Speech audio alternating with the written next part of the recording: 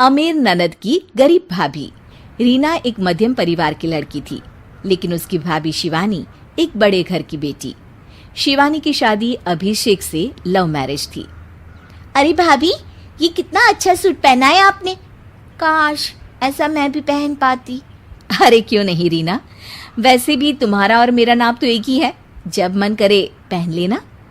भाभी, आपको आपके पापा ने कितने अच्छे कपड़े गहने दिए हैं। मैं उनकी इकलौती बेटी जो हूँ। बेटी तो मैं भी इकलौती हूँ, लेकिन क्या करे, पापा है नहीं, पता नहीं कैसे होगी मेरी शादी। तभी वहां शिवानी की सास आ जाती है। अरे क्यों नहीं करेगा भाई तेरी शादी धूमधाम से, आखिर जिम्मेदारी है तो उसकी। और वो दिन भी आ जाता है जब रीना की शादी तय हो जाती है। अभिषेक, क्या हुआ? आप इतने परेशान तो कभी नहीं दिखे, कोई बात है तो बताइए मुझे। अरे शिवानी, वैसे तो शादी का सारा इंतजाम हो गया है, लेकिन गहनों का रेट तो आसमान छू रहा है। कैसे क्या करूं, कुछ समझ में ही नहीं आ रहा। थोड़ी देर में शिवानी अपने पूरे गहने अभिषेक के सामने रख देती है। ये लीजिए, गहनों का इंतजाम भी हो गया। अरे नहीं नहीं शिवानी, मैं ये गहने किसी हालत में भी नहीं ले सकता। ये तुम्हारे पिता ने तुम्हें दिया था, और तुम हो कि। तभी वहां सास आ जाती है। अरे तो क्या हुआ, इसकी तो हो गई ना शादी, अब किसे दिखाने हैं इसने गहने। सास गहनों का डिब्बा शिवानी के हाथ से लेकर वहां से चली जाती है। रीना की शादी धूमधाम से होती है और अब वो बड़े घर की बहू बन जाती है। वहीं रीना की शादी के बाद शिवानी और अभिषेक उसकी शादी के कर्जों से डूब जाते हैं। मैं सोच रही हूँ नौकरी करनी शुरू कर दूँ, वैसे भी पढ़ी लिखी हूँ, आपकी थोड़ी मदद भी हो जाएगी।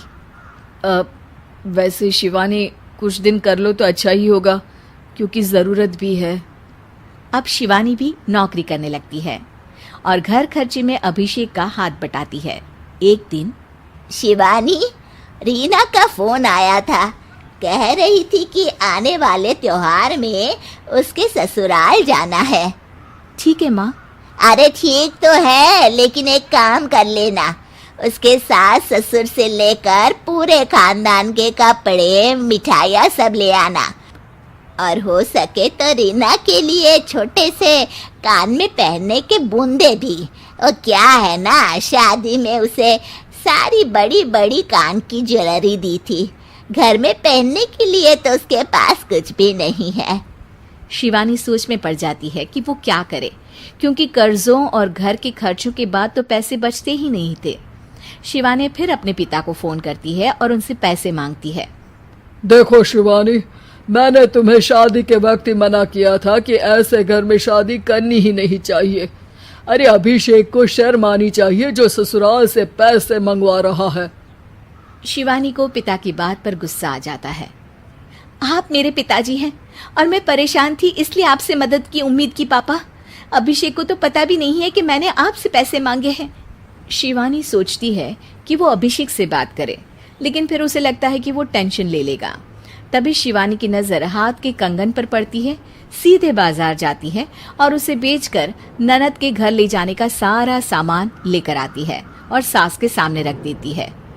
हाँ ठीक है, लेकिन फल थोड़े और अच्छी क्वालिटी के होने चाहिए थे। शिवानी कुछ नहीं कहती, वहां से चली जाती है।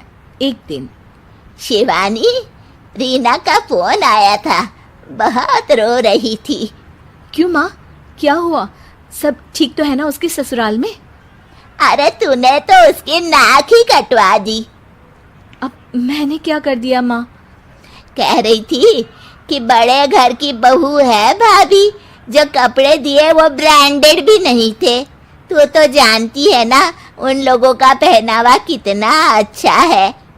तू तो मेरी बेटी का भला कभी सोचती नहीं।